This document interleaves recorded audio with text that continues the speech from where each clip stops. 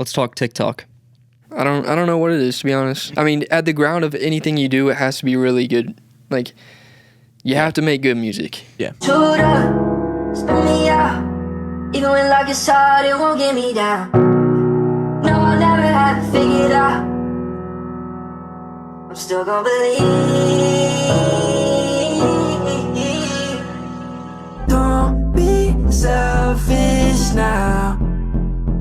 I got my wants, I got my needs.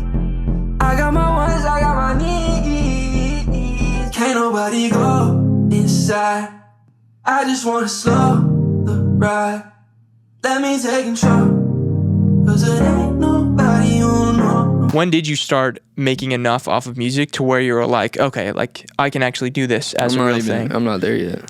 Yeah. I mean, I'm living off savings. The money in music is obviously horrible. Preaching to the choir. I will say Did you have a dream of becoming an NBA basketball player? Oh, yeah. Like in middle school and high school, you were like, I will be an NBA basketball player. yeah. Because even back in New York City, we had that IMT Paint app. I would record with my... I totally know what you're talking about. I would record with my friends, and it was like the first thing that had auto-tune, so Yes. you could auto-tune your voice. Yeah. Somebody's actually recording and you just open up the booth and walk in there. Hot dogs. Yeah, hot dog. We got fresh hot dogs. Yeah. I would freestyle Yeah. in middle school. What is up, everybody, and welcome back to another episode of the Sound Lodge Podcast, also known as the Lodge Podcast.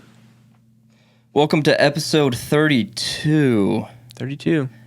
There's 3 of us. Mm-hmm. We have a special guest here today, Caleb Cruz. Everybody, guys. clap it up for Caleb Cruz. Thank you. This is the second Colin appearance. fake clapped, actually. Can we get a replay on that? Colin fake clapped. I didn't want to disturb the listeners. Need you to go a little harder. Yeah. There we go. More editing for me. There we go. Now you have to compress that a little bit. Flipping the mic. Yeah. No, this is a very special guest. Let's give you a little introduction. MLB The Show professional. Top of the list. Red Dead Redemption avid goer. Avid goer. Great big brother. Wow. Thanks, man. That was a wholesome moment. Wow. And someone I love. I love you. You make me cry. You can wait to say it back. Okay, you don't have to say it. This was all just a ploy to get me on camera and tell you I love you. No, Clip that and like replay it forever for your life. No, this is a very fun episode because we actually have so much to talk about. Caleb, you've been doing music longer than I have. Mm-hmm. And honestly, if you didn't make music, I probably wouldn't make music myself. A very big inspiration. That makes me happy Yeah. and sad. What have I done? What have I done, man? What monster have I created? Yeah, pretty cool having you on the podcast. Mm-hmm. Yeah. This is your second time being on the podcast. Glad to be back, man. Yeah. But this is the dedicated Caleb Cruz interview today. This is going to be a dedicated episode. And so you're a songwriter. I am. I write songs. It's pretty sick. Give us a little rundown of what you do overall. Yeah, I write songs. I produce songs. Songwriter, producer. What do you how would you say you divvy that up as far as your workload? Like, are you doing more songwriting or more producing on a daily basis? I would say it's like I'll go a week of writing music, Mm-hmm. and then the next week I'll be producing. Yeah. Or it'll just be a couple days of writing and then a couple days of producing. Yeah.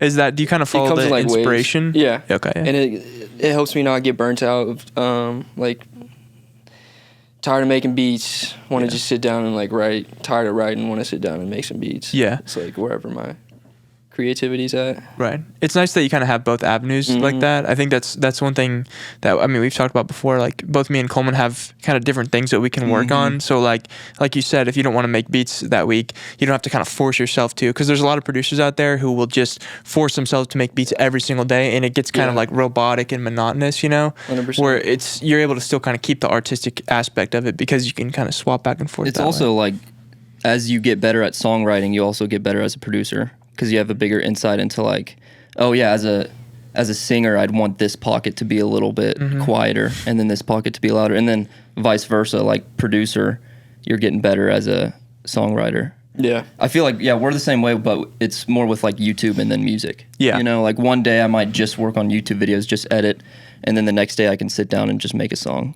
Right. Yeah, I remember when I was like more focused on doing my artist thing, and so I wasn't producing at all, and I wasn't like recording with the mindset of making demos Right. or like sending out stuff.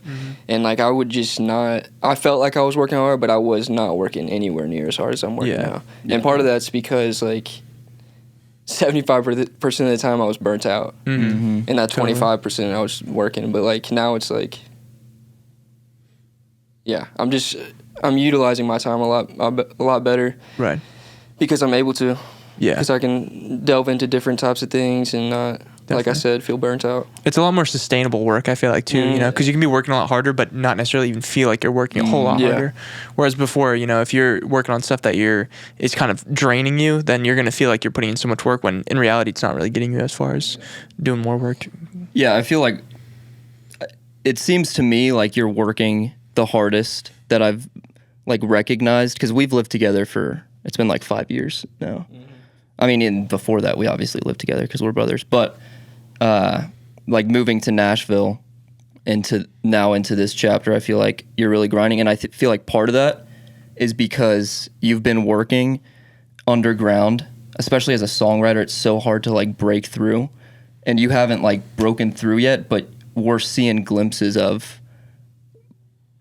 It's like really inspiring to see like people follow you, and you're finally getting the recognition that I feel like you've deserved for countless years. But honestly, it might be best that it's taken that long, because now you have more appreciation for like if you ever, you know, move to LA or take another big step, you'll be able to look back and be like, A, I've earned this, and then B, I need to be grateful, and like I understand how blessed I am that it's working out. All of that's true. Definitely. And I was thinking about this earlier. It's like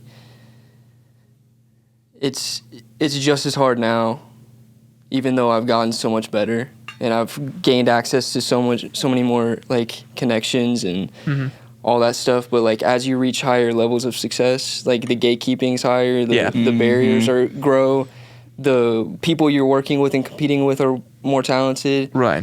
There's more at stake, kind of, you know? Yeah, and if I had known that 10 years ago when I first was like, I'm gonna make music, I probably wouldn't have kept going, or like even 5 years ago. Really? But you have to just, you have to put your head down and just work and work and work until, because when I first, like the beginning days, I was horrible, but we've talked about this before, but I thought I was the best. Like I thought I was making good music. Yeah, exactly. But I absolutely was not. Yeah, and it takes so long to get to the point when you actually are like, okay, I am making good music. Yeah, and now I'm making incredible music, humbly speaking, but I still feel like I'm the worst ever. Yeah. Because as you are in the music industry for so long, you realize that there's just so many talented people out there, and how hard it is to break through. It's just insane. It's like that Dunning-Kruger effect of like, you're the beginner and you think you're the best, and then you learn, oh shit, maybe I'm not the best, but your skill level is going up. Yeah. And then you eventually become the expert, and you're like, I'm not good at all. You know? You see all the other people who are just as good as you. And also how many talented people are out there who have like no success. I feel like we see both sides whenever we do streams. We see people who have just started making music like get mad at us for giving them feedback, and then we also see people who make the best music ever never released it because they think that it's the worst music ever. Yeah. Do you want to talk about that at all? Because I'm sure a lot of people are curious, like what kind of connections and what like who you've produced for, written for, anything like that. Any like credits you want to shout out? Got a song with Lecrae dropping next month. Sick. Almost 100% positive. Probably need to raise this. Drooping a little bit. Thought about kissing you there. Worked with a lot of super talented Christian hip hop artists, and I'm almost 100% positive. Song with Lecrae is gonna come out next month.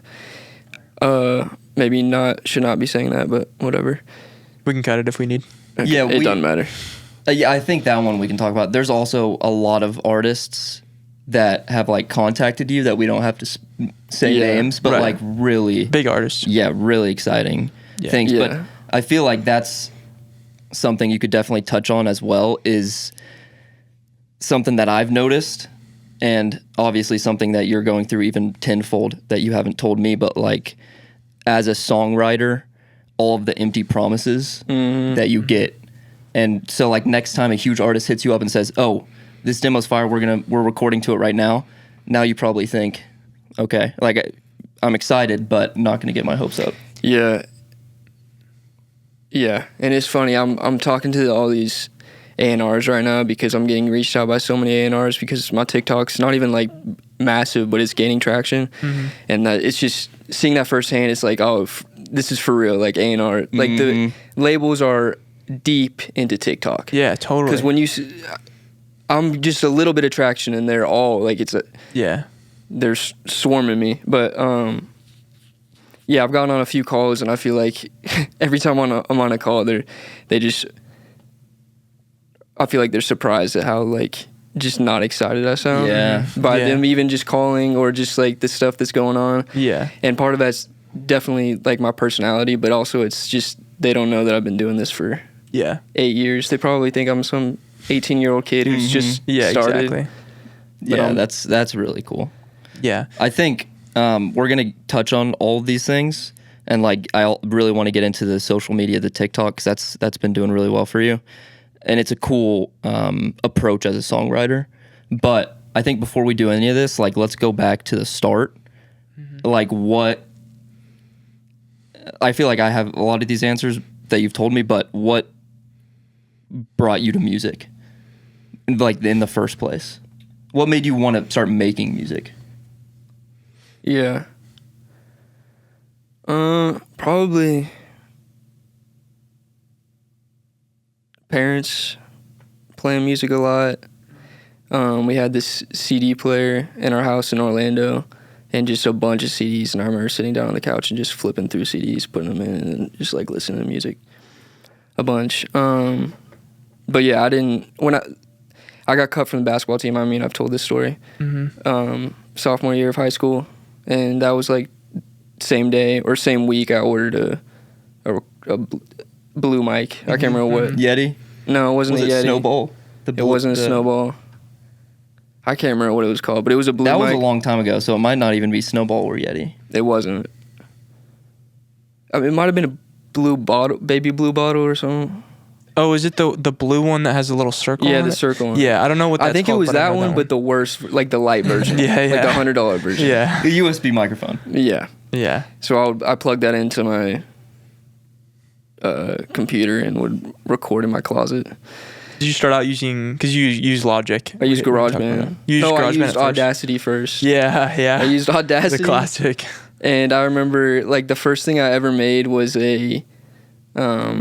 I was really big into A$AP Rocky, and Goldie was, like, a song I had on repeat, and he would deepen his voice a lot in his songs. Dude, you did that so much. And I remember the first thing I ever did was, like, find some horrible type beat, loaded it up, recorded, and just immediately, like, pitched it down. Yeah. I was like, yes. This is it right here. And then also pitching it up too. Yeah. And then I remember playing it for Mom, and she was like, what is this? But I was like, this is the sickest thing ever, man. Yeah, well, dude, that feeling of like you just learned how to manipulate a sound for the first time is such a cool feeling. You know, Yeah. you're like, I can change the way that people are hearing this thing I made. Yeah. I was hooked immediately. That's sick. But yeah, I don't know. And then you also, before you started recording, because I remember in middle school, you would like rap at school. Yeah. So like, did you do that before you recorded? Yeah. I would freestyle Yeah. in middle school. Like banging on the lunch tables and freestyling type I shit? was the white kid that everybody was like, yeah, that kid Yeah. freestyles, and it's just like laughing behind my back. Yeah. Vibes. But I remember I would memorize Eminem songs. Yeah. Like I would write, I would listen to Rap God and shit. I would listen to like Rap God. I would listen to Eminem songs and like just go back and forth and be writing down every single lyric and then memorizing it all night and then going to school and being like, who wants to freestyle rap? You know what I mean? Assuming lama duma lama, you assuming I'm a human. Yeah. And then I would literally just quote Lil Wayne or Eminem, and everyone would be like, I think I've heard that line before somewhere. Never heard it from a guy like this though. So nobody confronted me, so That's I was plagiarizing at an early age. So when did you get into producing then? Because it seems like you started off with kind of like vocals more so. It's crazy. It was pretty soon after that I got GarageBand and started making like Lil Yachty was popping off at the time, like one night, and so I'd make like Lil Yachty type beats. And I legitimately sent him. I somehow got his email. It was so much easier to do this back then. This was like 2016. SoundCloud era. Yeah. And I'm saying back then, and it was only 2016, but yeah, and almost 10 years ago though. I think Yachty legitimately had his email in his SoundCloud profile. They used to, yeah. And I just emailed him a couple beats, and I think I can go back and find it, but he responded to me. Did he really? He was like, "This is hard." No way. Yeah. Well, also XXX reached out. Yeah, that was a little bit later. Yeah. That's another thing. I would literally just DM everybody. Thinking back on this is pretty crazy. Yeah, I would post these horrible songs I made and DM everybody imaginable. Yeah. Rappers, people, and I would DM everybody in high school. Yeah. Not everybody, but I would like DM so many people in high school just like trying to get it traction at school. Yeah, exactly. I would DM like hot new hip hop, Daily Chiefers, like those blog accounts. Yeah, you would DM them your SoundCloud songs? What was the feeling when you first learned that you could upload your music to SoundCloud? I was excited. Was that not like the coolest thing ever? Yeah. Like making something and then like scrolling down and seeing all the different songs you've made? Yeah, and sound like I have a decent following on SoundCloud just because I've been posting so much. It's dead now, which stinks because I put so much work into it and I gained some traction there. But yeah, like it was obviously huge. Yeah, it was a great platform before. Yeah, and it was so much easier for your songs to like hit the algorithm, just like Spotify. There was a short period when Spotify was the same way. Yeah, and I tapped into that a little bit, but it was such a short window. Yeah, until the labels like got a hold of it and started buying all the. I mean, that was also before millions of people upload songs every single day. Yeah, that's true. You know, not everybody and their mom was making songs and putting them That's a good Spotify. point. I remember when it wasn't so easily accessible to upload music on streaming services. Like I remember when DistroKid was first a thing, like it blew my mind. I was like, there's no way. Like you can do this for, $20 a year, whatever the subscription is. Like it's insane that I can just upload on a Spotify, because it used to be like this mysterious thing. Like, how do I get my music on there? Like, this is where Drake has his music. How do I put my music there?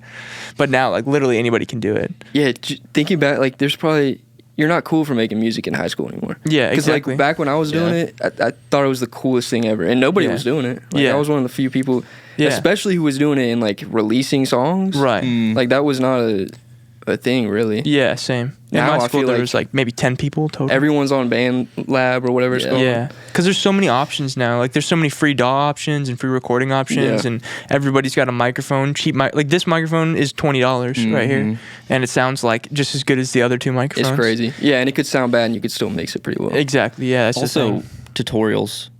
Just so many tutorials now, and you can just type in how to mix my vocals on BandLab and then watch the top video. And yeah, dude. I remember when I first started, there was really not many tutorials out there. Like, I remember, because I started on LMMS, it was just like this free, like, crappy program. There was one guy, his name was Cohart, and he was like this German guy. Half of his tutorials were in German or had no words at all, and like that was all that I could learn from. But like now, there's a bajillion tutorials on pretty much every platform. Do you remember Pat Ryan? He would make those simple beat tutorials.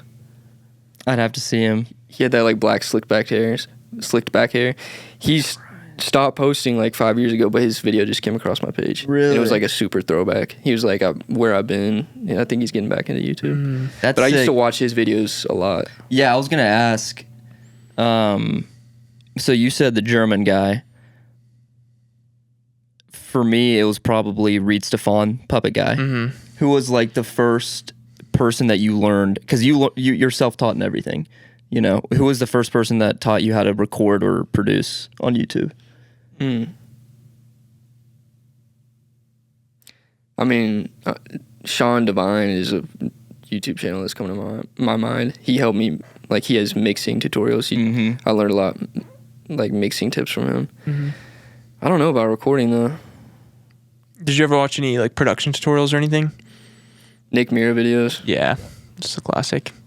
Yeah, I would watch a lot of breakdown videos, like deconstructed stuff like that. Same. Kind of Not a like hi-hat strictly guy. like YouTube tutorials. Yeah, I used to love watching those too. It just felt like I was having a slice of that world, because basically what you do is like what I started out making music wanting to do, like be in the like, whole music industry and everything. And then like the thing that Coleman kind of touched on of all like the fake promises and everything was kind of the reason that I went like more, okay, I'm just gonna do everything myself, indie type stuff. Yeah. Because I hated that. Like I would get like a big placement or whatever with an artist that I thought was really cool or whatever, and it would be like their manager reaches out to me, no response for like a month, and then he like responds, he's like, yo, we're gonna get this album together. 3 months go by, no response. It's like, okay, this is, then it turns into like 4 years, and it's like, okay, I know you're not using the song. Yeah, it's a crazy realization. Yeah. It just brings you back to the idea that you gotta do it because you love doing it. Yeah. Which is such a tough thing, because it's like, yeah, I like doing it because I love doing it, but I also like doing it because I want to be financially stable because of it, and I want it to bring me a life that I've been dreaming of. Like, I didn't start doing this just because I like sitting in front of a mic and like recording over a beat. Yeah. No, I started doing it because of that, but also because I wanted to like selfishly live the lifestyle that I was seeing like Totally. rappers live, which now it's that same idea, but not like that. It's like I just want to be financially stable and Totally. like in the future provide for my family, stuff like that. Yeah. Do you think your middle school self would look at you right now and be like, "No, you've achieved it"? Yeah. I mean, you're doing this full time, you know? Yeah. I mean, I'm living off savings. Like, the money's not really. Yeah. The money in music is obviously horrible. Preaching to the choir. I will say, Yeah. I will say, with everything that's going on, I feel pretty happy with. Financially, I'll be good pretty soon. That's my belief. Dude, we're gonna do another interview Totally. in 2 months, and it's gonna be in LA. Like, I'm sure of it. Oh yeah, without a doubt. Do you think that if you had started making a bunch of money, like living that life that like a lot of rappers and producers live, like 2 years ago, do you think you'd still be going as hard as you are now, or do you think it would kind of change the way that you approach music? I think I wouldn't be making music anymore, just because it would have been a really, really rude awakening for me, because I didn't know who I was at all. Right. I still don't, like, I'm still finding myself. Right. But yeah, when I was, like I said, my goals were to become like a famous rapper, and I'd like, look at me, you know what I'm saying? And be in the limelight, be doing shows and interviews and stuff like that. And that was up until just like 4 years ago. Yeah. And if I had gotten that success, I had no idea what I was asking for. Yeah. 'Cause like right now sitting here, that like disgusts me. Like, I would never in my wildest dreams want to do that, like live that type of lifestyle. I just want to be in the background, like behind the curtain. Yeah. So I think if I had gained that success, I would have realized really quickly that I was not good at making music, nearly as good as I thought I was. Yeah. And also, like, just been, just been devastated by me realizing what my dreams actually were, and they weren't what I wanted. But Like when reality kind of hits you in the face. yeah.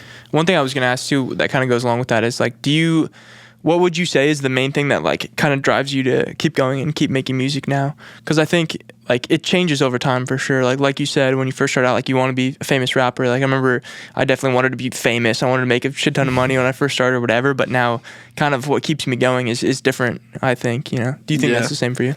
I think right now it's just like leveling up, like becoming better, because I see myself becoming so much better. Yeah. And it's just like, whoa, where's this gonna take me? How?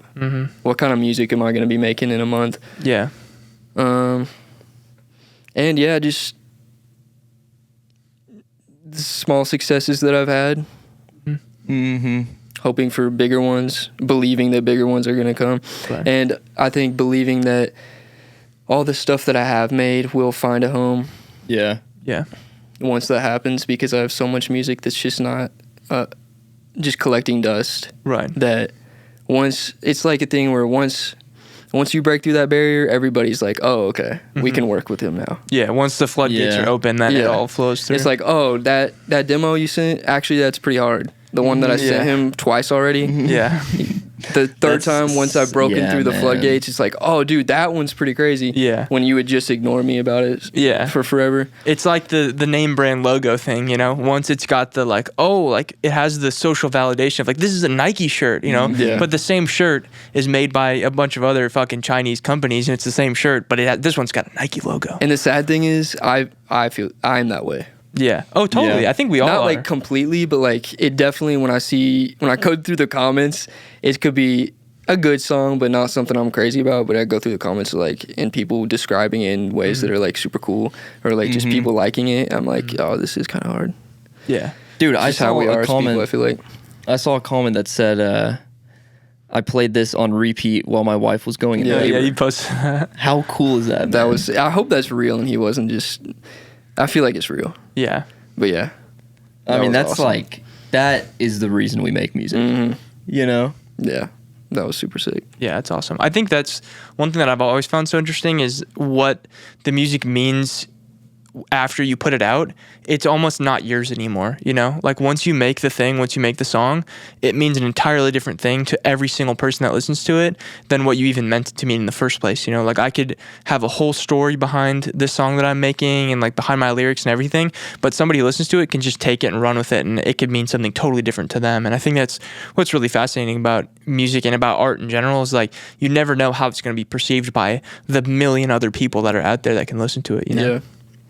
And like, I think we've talked about this. You get 100 likes and it feels like nothing, but there's 100 people who 100 people who listen to it. Yeah. And not just listen to it, click the like button. 'cause They're they like, liked hell it. yeah. Yeah. Dude, you Exactly. see 100 people in a room and that's a lot of people. And those are 100 Yeah. people who have, like, are living real lives.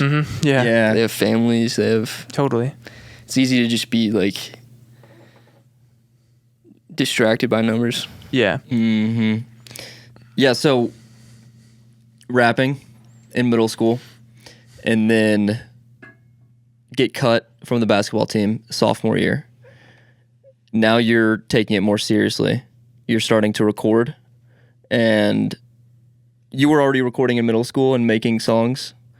Like late middle school, going right into high school. Yeah. But all of middle school, because even back in New York City, we had that IMT Paint app. And it's like an app where I would record with my... I totally know what you're talking about. I would yeah. record with my friends, and it was like the first thing that had auto-tune, so you Yes. could auto-tune your voice. Dude, that's so. And I think the only instrumentals were T-Pain songs. Yeah. So you had to record over T-Pain That's genius, honestly. Yeah.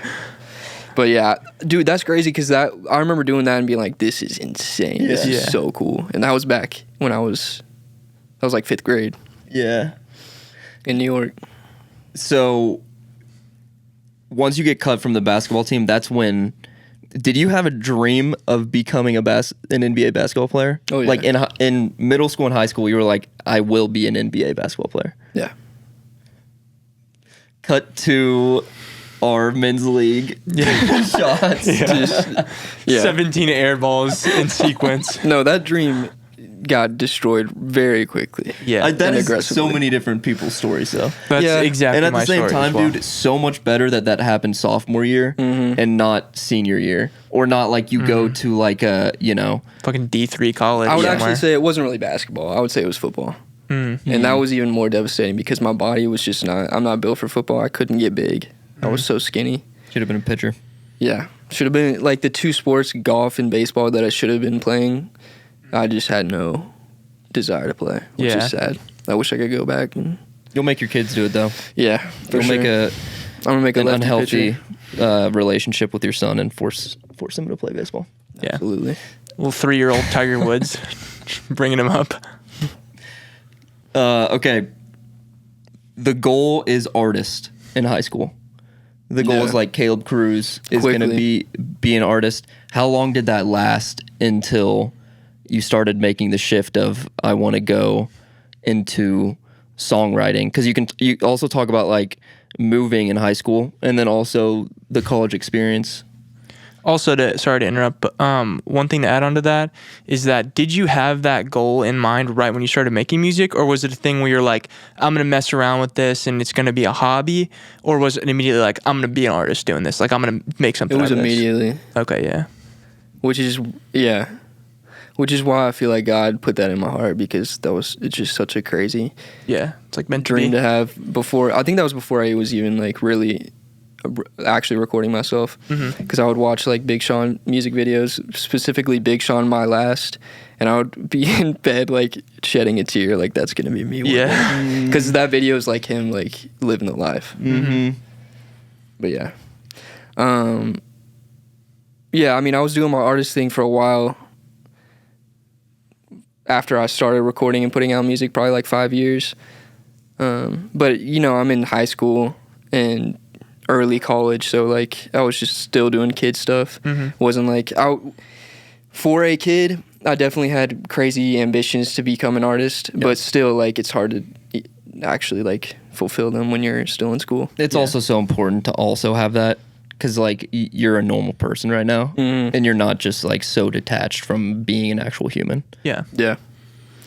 But yeah, I think in college when I dropped an album and just like kind of had an awakening that night where I was just like, I was in tears, which was weird. I was like, why am I feeling this way? And I woke up and talked to my parents about it. Was just like, I don't know why I ever wanted to do this. And it was just random. Yeah.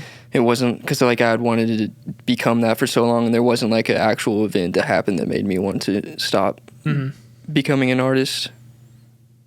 So another probably God thing. And then it was like I want to just get a normal job, stop music. But quickly after that, I was like, okay, let's chill out. Let's just reevaluate our goals. And I was like, why do I not want to become a songwriter producer? Why there is a way I can be in music and still like be who I am as a person, which is not like I'm an introverted guy. Yeah. Be that behind the scenes guy that's still working on music and like actually being the person who creates stuff from scratch. Like you're really deeply involved in creating music and not all because that's the real thing when you think you're an art. Like from my point of view, like I was obsessed with music, but really like being an artist involves so many other things other than making the actual music. And that's why so many artists need songwriters. Yeah. So like it was like, why didn't I want to do that beforehand? Because that's the real person that's like creating the producers and songwriters, obviously. Totally. Creating the music that you hear. Yeah, and trying to do it all yourself is something that you can't really sustain for that long, especially when you are trying to be a big artist in that regard too. Those big artists outsource all those things to the people that are doing what you want to do anyways, you know. So they're the ones that are kind of just the face, and they're choosing guys like you to write their songs for them, to produce their songs for them. So that's really the role that fits you better anyways. And it's nice to have that moment where you're like, okay, maybe this isn't exactly the thing I want to do, and like maybe there is something that fits me better in a way, you know. No, it worked out 100%. Yeah, because you don't like there's so many distractions when you're a successful artist. Obviously, I've never been a successful artist, but just like being in the industry for the short time that I have been, I would never want to do that. Yeah, and it would absolutely take away from the experience of actually making the music. Right. And also the thing that I think about a lot too is imagine how fake a lot of people in the music industry are anyways, but when you're the big, massive artist, people are even more fake to you because they have something to kind of gain from you as a massive artist.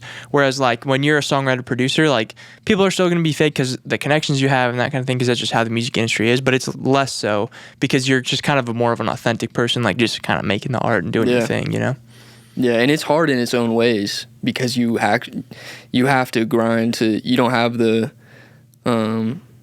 automatic influence like you're talking about of being an artist. You have to you got to start from the bottom. You got to really make a name for yourself as a songwriter, which is much harder because even when you get those big breakthroughs, a lot of the times you don't get credit for it. Yeah, exactly. Or as much credit as you deserve. Yeah, totally. So that night you dropped the album, was it like so emotional because you felt like you were acting like somebody else? Mm-hmm. And that, so that was like a sharp moment of artist, and then the next day then it's no music, and then it goes a little bit of period, and then it's turns into I can still do music, but I want to be a songwriter. Yeah. Yeah, that's just a really cool story. Mm-hmm. Yeah, I was definitely didn't know who I was really, which every kid is like that. Totally. But I think for me especially, it was like tied to everything that I did, like even my passions in music. So, I mean, think about if that album dropped and it was super successful. Like, who knows where you would be right now? Like, you might be a huge artist, but like you might be more lost than you are right now. Like you will be more lost. I mean, it'll like you're still gonna have that moment regardless because this is who you are. You're more of the introverted person. You'd rather be behind the scenes, and it would be worse if you actually had a lot of success. You go 4 years being like a big artist, and then you have that break of, man, I'm being somebody I'm not. But now you're signed to a label for like 3 more years. You have all these people that are like honestly relying on you, and that's another thing. Being signed and being the way I am, or just there are a lot of artists who are in this situation who are like me, which is sad. Yeah. Because when you're signed, like they're gonna tell you what to do. Yeah. It's like any job. Right. You know what I'm saying? And they have a lot invested into you. It's honestly worse because they have so much invested into you. Totally. When it comes to like just spending money on your stuff or literal loans. Right. Yeah. Yeah, like you don't have any choice to do these things. Like they're gonna force you to do them. Yeah, and it's incentivized to kind of put on a facade because it doesn't, like the introverted personality doesn't have the shock factor of like, hey, look at this, like the 6'9", I have a bunch of tattoos all over my face and crazy hair kind of thing. Like it's not as much anymore, which is thankful that like, but during like we were talking about that SoundCloud era, that was a huge thing. So like be the wackiest, craziest artist you possibly could be because that was what was getting clicks and what was selling, which is just always been weird to me. Not to mention like the whole idea of selling your soul. Yeah. Because you're so tied into that, like not only doing things you don't want to do, like doing things that are against your own character. Yeah, and moral code. Yeah. It's tough, man. Yeah. And it's hard to quit a job when you're relying on the paycheck. But even if the job is something that you hate, it's still difficult to quit that job and pursue music full time. But I bet it's even more difficult when that job is making music. Yeah. So like if you were a huge artist and you did have the money coming in and you got used to that lifestyle, and then you had the thought of maybe I want to not do this, it would probably be impossible to quit because you'd be like, well, I am making music. I don't enjoy it, but I am making music. And then what am I going to do if I do quit? Mm-hmm. Yeah, it's not like you can just look for another job in like the same industry that's just like whatever. Yeah, exactly. It's like this is a once in a lifetime type situation. Yeah, you can't like rebrand yourself as another artist. Like I can go to a different grocery store and work with the same experience, but I can't be like, okay, now I'm this artist and now I'm this artist. Exactly. Like, you are who you are. Yeah, especially with everything being documented on the internet. Yeah. Like, so heavily, like being an artist, it's so heavily documented. Yeah, you can't just move to another city and be like, let's start fresh. Yeah, exactly. Yeah, that's such a big part of it too, is that I feel like there is no local artist anymore because everybody has to go through the internet pretty much to be an artist at this point. So like you can't really, I mean, I'm sure you can like on smaller scales be like the guy who is in a band and like gigs at local places or whatever like that. At some point, somebody's going to be like, you need to be on TikTok. Yeah, exactly. Like if you're talented enough, it just becomes a thing where you are on the internet. It's just, everything is tied through it now. It's hard not to do it when it actually can change your life. Yeah, totally. It's hard to ignore that when, like, we all hate posting on TikTok, but it's almost foolish to just completely ignore that app if you want to make music full time. Yeah, I mean, there's so many people on there. It's like, why would I not take advantage of it? Yeah. This kind of, for me, it's like you got to bite the bullet and do it until you don't have to anymore. Yeah. Because that's the ultimate goal, is to get to a point where you're just like so financially stable or just successful in all aspects that you can just, let me get some land, turn off my phone for weeks on end. Yeah. Right. Still be making music, but like, Lock in. yeah, do it the way you actually want to do it. Because now, like, where I'm at, you can't do it the way you want to do it. Yeah. You can make music, like, I'm enjoying making music, but I got to do it the way the way people want to hear it. It's going to be most efficient for me. Right. You found a way. You've been posting on TikTok for a while. I've seen like all the different phases of you trying to break through on that app. You have found we're going to get into it, but you have found like the perfect way to post on TikTok that is actually getting eyes on you, but it's not like, did I just make the song of the summer? Like, this is a demo I just made. This is how I record my songs. Like, you're actually making really cool videos, and the thing is, you're just making so many demos that is like repeatable, which is the biggest thing when it comes to social media. But before we get to the TikTok stuff, so college, you graduate, and then Nashville, you get a real job. Get a real job was good to just like reevaluate, because I was still like going to Nashville. It was a couple years probably after I had that realization, but I was still like pretty messed up and just didn't know what I was gonna do, to be honest. So getting that job was just like allowed me to not get burnt out on music and kind of reevaluate things, and honestly gain some self-esteem back, because part of like in my head I was just thinking, what are you doing, dude? Just go get a real job. This is not really working out for you. Looking at everybody else with real jobs, just thinking they're better than me. But then you go to a real job and you realize quickly that most people are not doing any work at all. Yeah. So and true, man. They're doing the same things you're doing. They're on their phones during work. Yeah, exactly. Putting in, I'm speaking for just generally, obviously there's people who put in a lot of work and grind, but yeah, totally. Honestly, for the most part, most people are just like at their jobs going through the motions. Yeah. Which is like nothing against them. I understand it, man. Yeah. Just working in an office all day is grueling. That's part of the system. Like, if you can take advantage of that, and you don't want to do any work, and you don't really have to. That's might true. As well not do any work. That's probably why some people do it. Yeah, exactly. Yeah. That also makes me think of another question I was going to ask. So, speaking on like financial stability and like getting real jobs and stuff like that, when did you start making enough off of music to where you were like, okay, like I can actually do this as a real thing? I'm not there yet. Yeah. That's what I was about to say. But yeah, I worked like being able to quit your like job. Well, that's the thing. I worked a year and a half.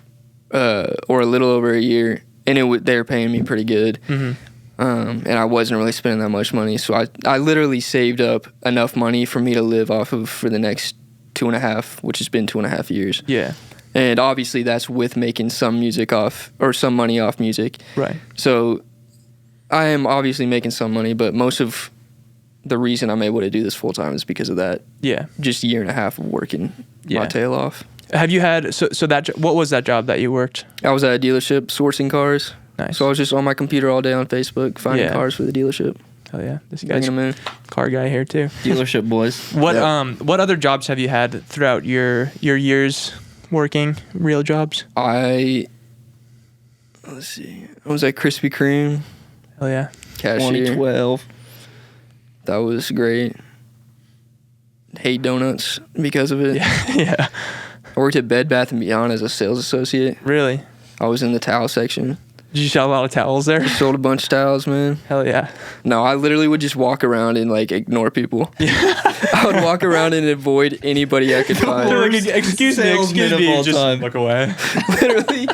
If you've been to Bed Bath & Beyond, there's so many sections and areas. So if there are people in one section, I'd just go hide in another section.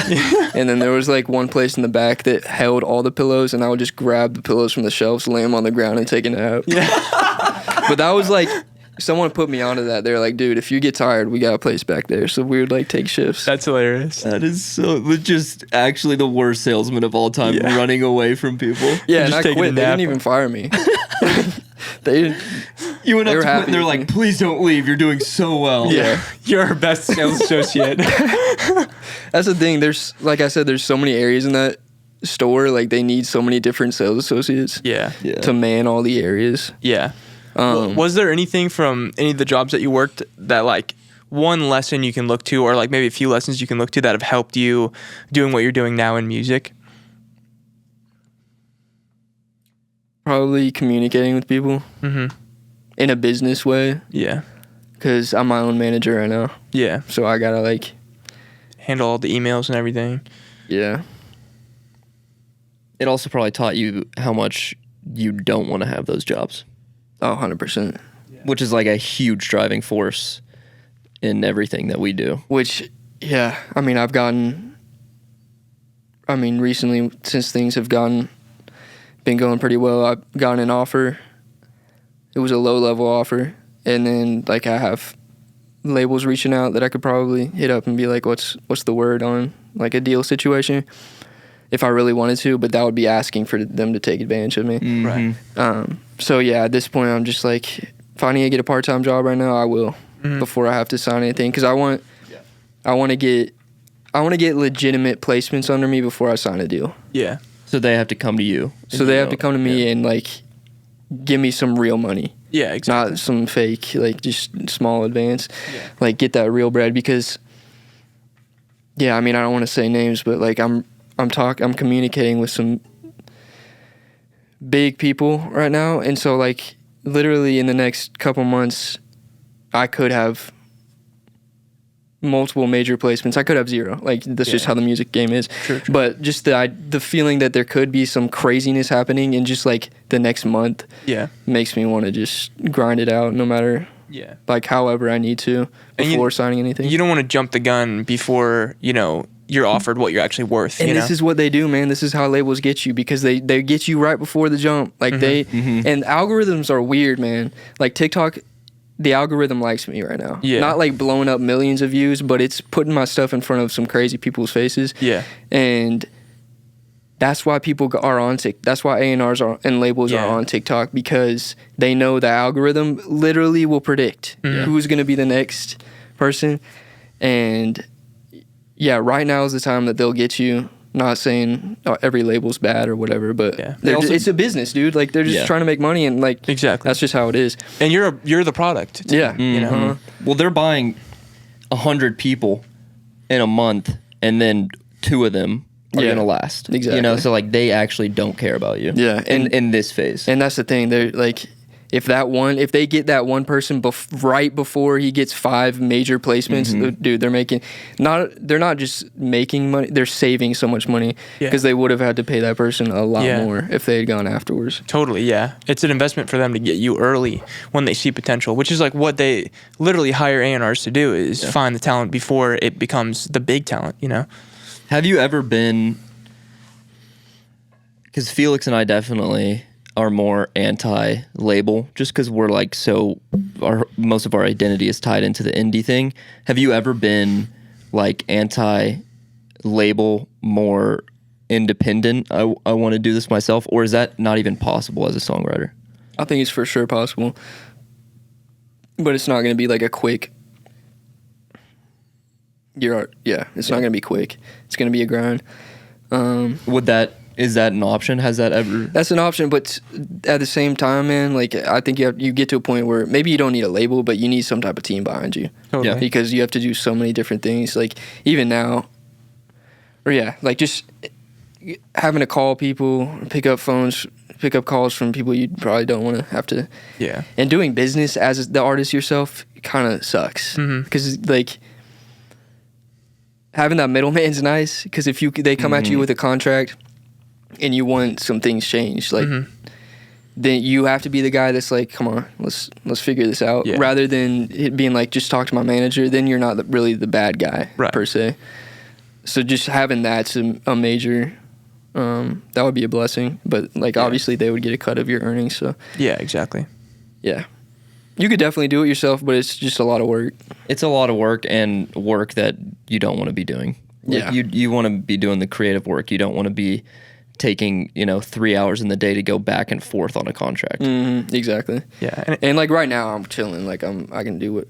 Right. Like I'm happy with doing whatever I need to do. But yeah, like I said, you get to a point where it's definitely you need at least somebody. Right. It's just like scaling up any business, really. You get to a point where you're like, okay, I have too much going on that like I need to assign this job and this job to somebody else because I just can't do it myself, and I can't work to my fullest potential unless I have these tasks off my plate, Yeah. And it's the same way as an artist too, There's eventually going to be things that you just can't do anymore. Yeah, and it puts a bad taste in your mouth when it comes to music too. Like it'll definitely taint just the beauty of making music. Yeah.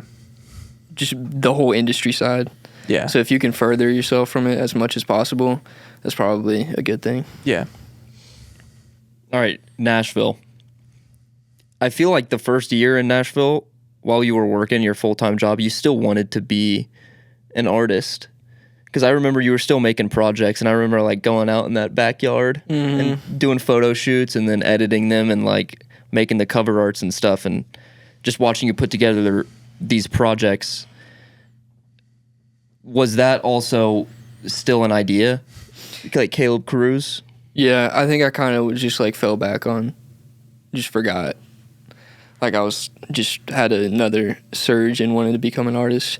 Yeah. It definitely wasn't as much as before.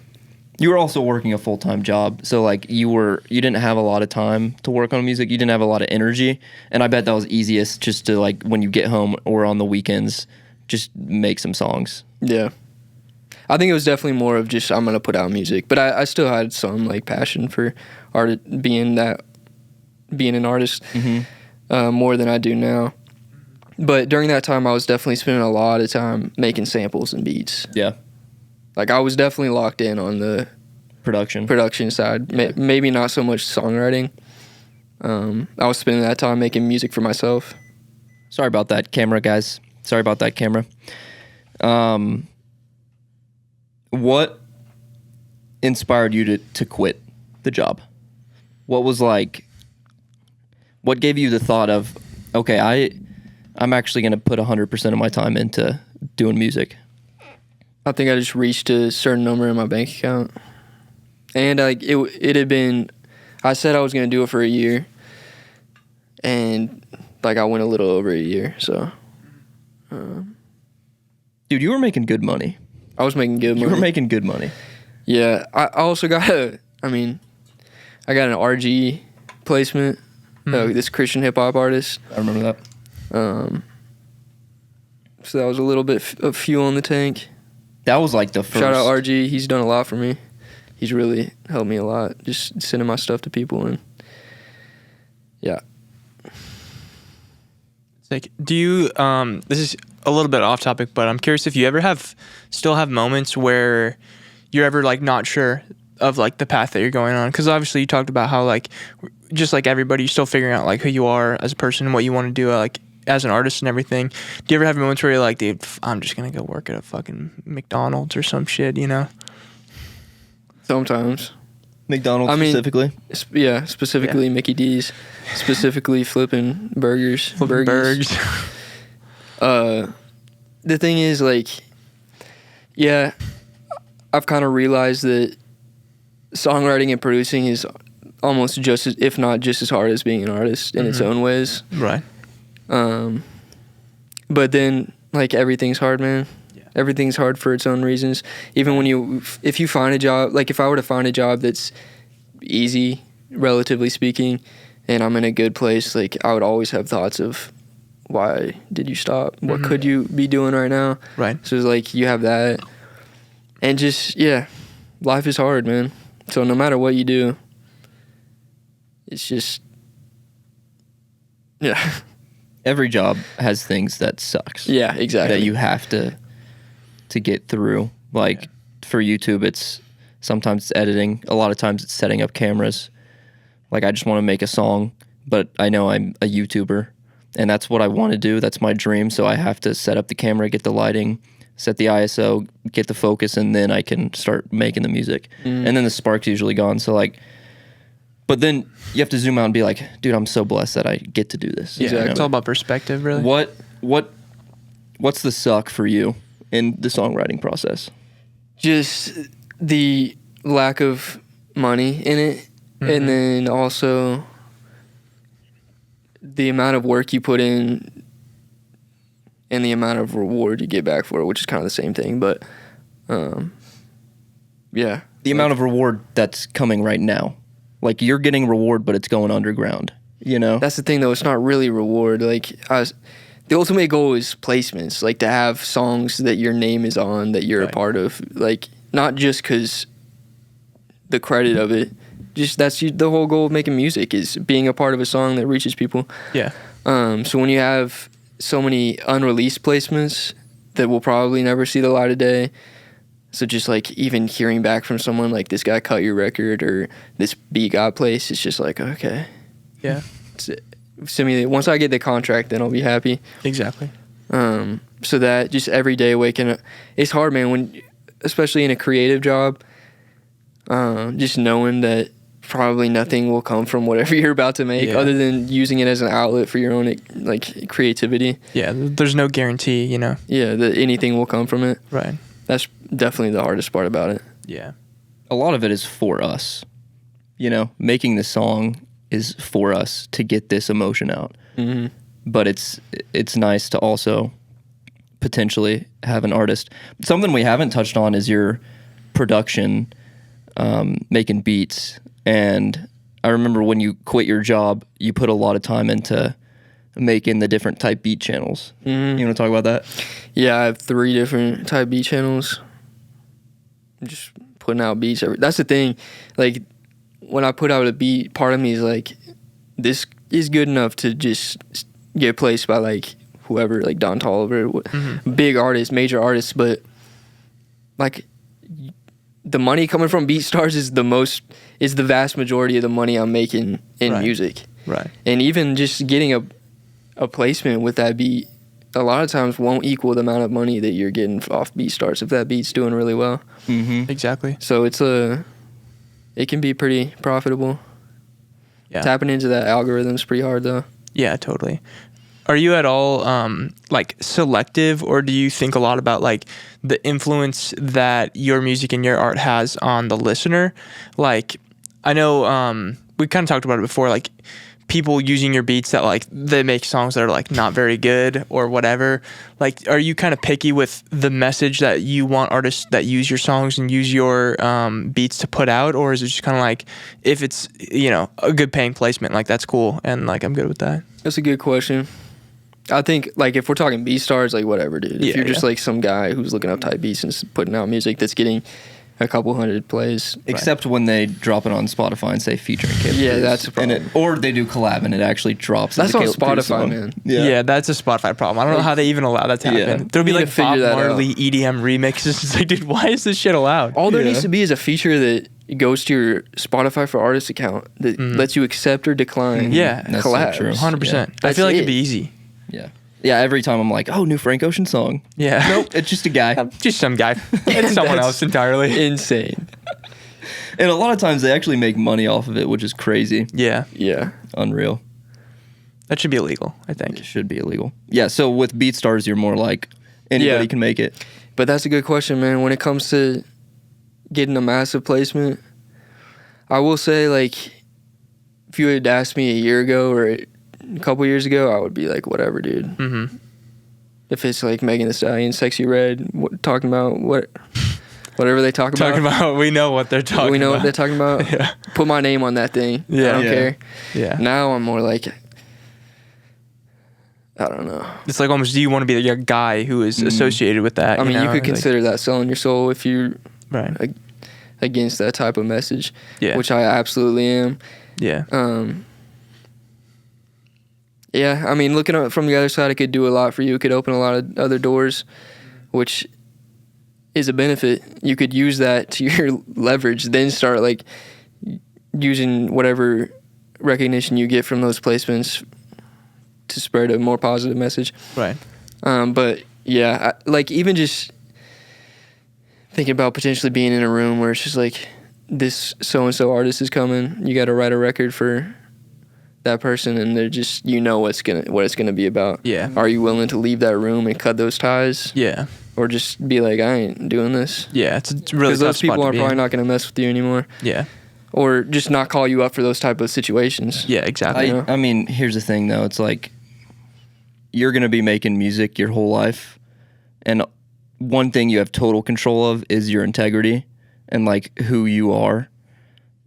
So I think holding on to that in every situation is gonna lead you where you need to be. Yeah, and to expand on that, like definitely since I've gained a little traction with stuff I'm putting out. It's been since I like have focused on really trying to spread a more positive message, which is just awesome. Yeah, And I think that's God telling me something. yeah, And that's why I say if you would ask me a year ago, I probably would have thought different. But now it's just you realize what matters and what doesn't. And when it comes to something like that, it's just, yeah, what's your lasting legacy going to be? right. And what, like you said, what kind of message do you want to put out there? Yeah, Because, exactly. I mean, music is powerful, man. Totally. Yeah. Music's really powerful. That's one of the reasons why I love it. Right. And to really care about the message in the music you make is a great thing. Yeah, big time. That's another thing I guess is a good question is how's important for you has faith been in your whole like music making journey? Because obviously like the way that you speak about it, you can tell it's very important. Yeah. And I think it's how much has that helped you get through kind of the hard times and the things that are, you know, the suck of doing all this? I think as life, you become an adult and you realize how hard life is. You kind of have to you kind of just are drawn to your faith more. And that's how it's been for me. Because, I mean, I wasn't a horrible person, but I definitely had different Morals. yeah. I mean, ups and downs, I'm trying to I find guess. the word for it, but I definitely wasn't as strongly tied to integrity and just wanted to put out a good message. But yeah, I mean, just a lot of realizations as you grow up, and like I said, realizing what truly matters and the joy you can get from bringing light to people rather than darkness. Right. And also going on trips and being in these rooms, it's like there's a lot of selfishness going around and a lot of ego, and that can be so stressful, man. Yeah. It's like just going into somewhere like you have to be the best version of yourself. You can't fail. Everyone has to like you. You can't burn any bridges. You have to be the best, most talented person. You have to be cool. You have to do all this. It's just like that is so stressful. And I'm a pretty anxious person just as is, and that can bring so much anxiety. Yeah. And just going in like I'm gonna be a good person. Yeah. That's it. Right. And then like let God work through you. That's so much. Brings a lot of peace. Yeah, it's huge. That's awesome. Yeah, I remember John Bellion talking about that. How like that's usually what he tries to do in the studio when he writes for people is like go in the studio. Someone's like, I want 20 on this, and he's like, give it to him. Yeah. You know, and like that's gonna get you far because it's got him far. You know, and I mean you could also get far by selling your soul. That's definitely true. But you know, looking at the big picture. There's a different type of happiness. Like that's you can be happy with, but like joy, like true joy, I think you'll find it on the other side of things. Yeah. Joy, and also I think being able to wake up every morning and be satisfied with yourself, because there's a lot of people that do things that don't morally align with what they believe in and what's important to them, and every morning you wake up you have this little tinge of like there's something under my skin that like I know that I've done wrong, that I know it doesn't align with me and my character.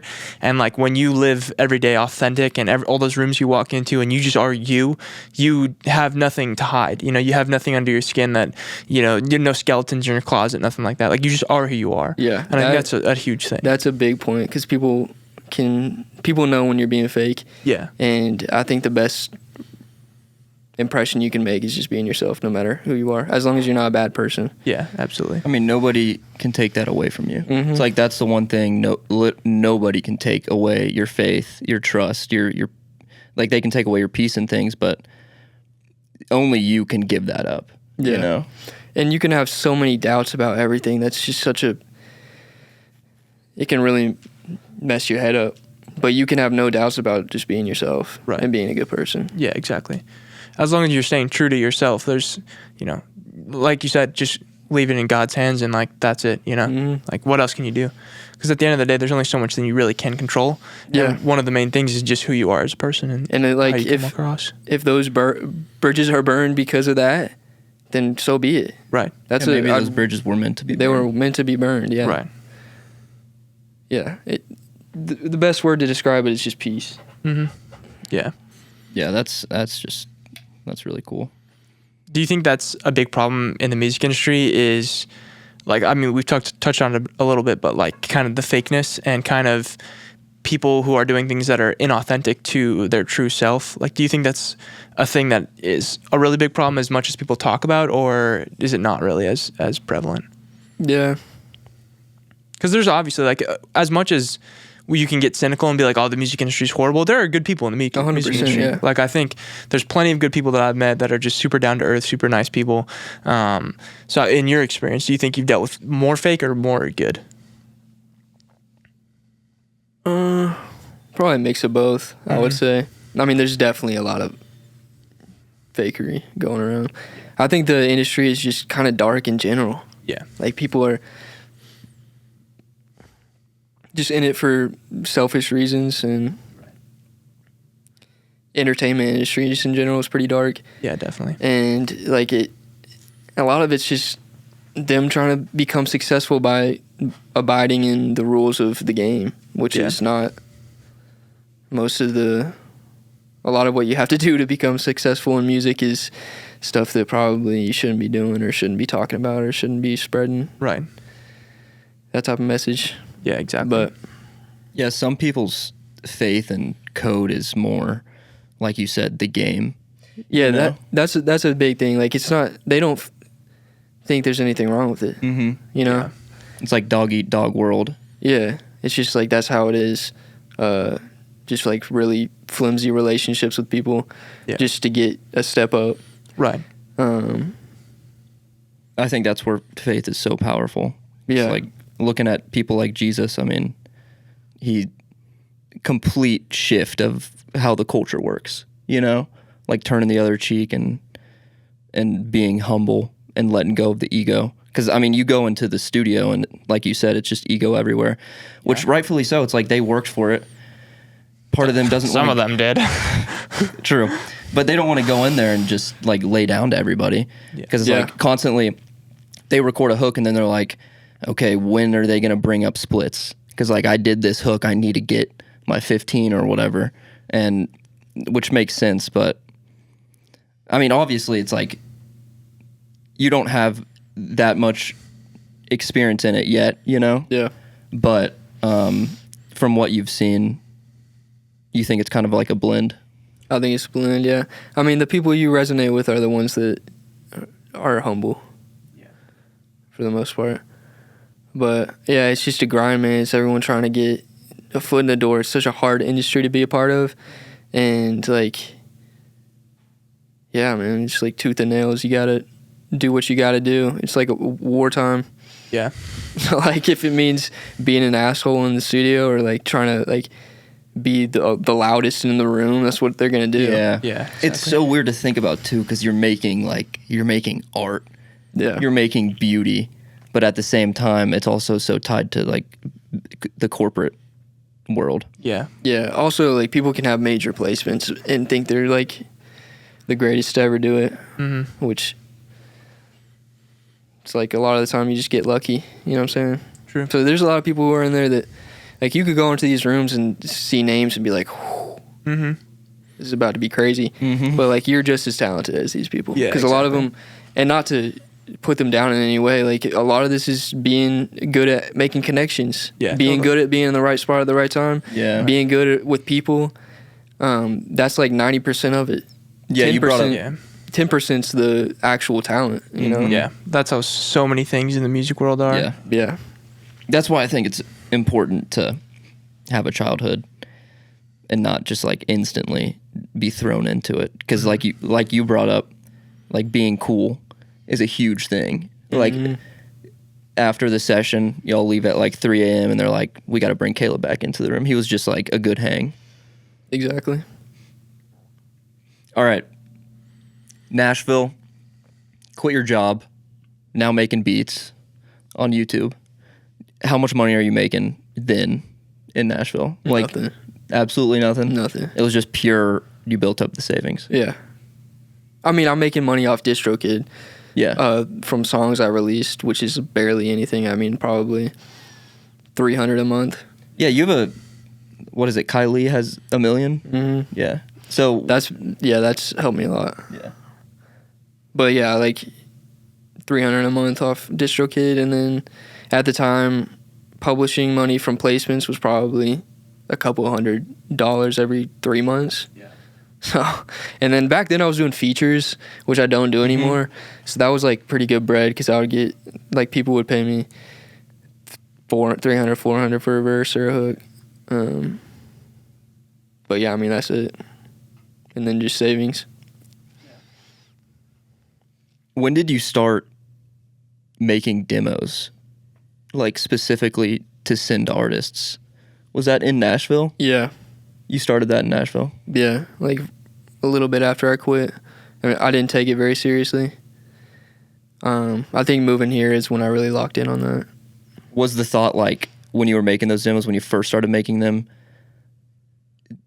did you not see any value in it because you obviously didn't have any connections at that point? Did you think, like, I'm just putting these in Dropbox and nothing's happening?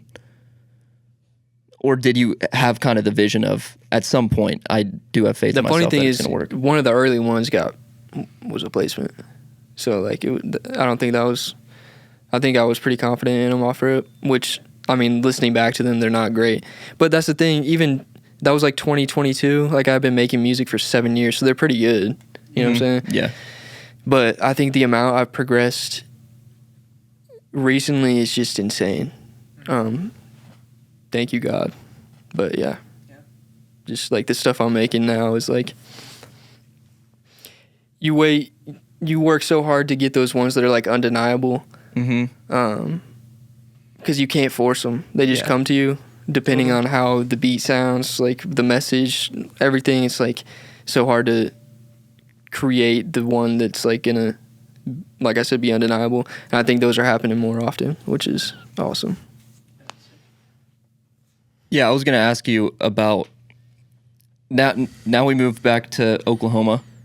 So now, like, present day, you sit down, how many demos are you making, and how many are you throwing away? Like, how many are actually being added into Dropbox, and how many are like, that was nothing? Or is it every demo that you sit down to record, you end up adding it? I'd say like every other one. 50%? Yeah. Which now I don't even, like, I'll know off rip if it's going to be something I'm going to finish or not. Like, I don't even spend the time on it. But back then it was just, you got to make as much as possible, which is awesome. Like, I'm glad I did that because it got some reps in. Which I still kind of do that, but yeah, if I know it's not going anywhere, I'll just not finish it. Yeah. One thing, is it tough to determine, because you do your own artist profile and you also send out demos and do like try to get placements and songwriting for people? Is it hard to determine, like, okay, I'm going to keep this one for myself or I'm going to send this one out? Because sometimes I'm sure there's one where you're like, this is really fucking good. Like, I want to put this out myself, you know? Do you ever get those moments? Never. Okay, so you're all always of them like, I want to pitch, especially the ones that are really good. Yeah. The ones that are really good, I'm like, okay.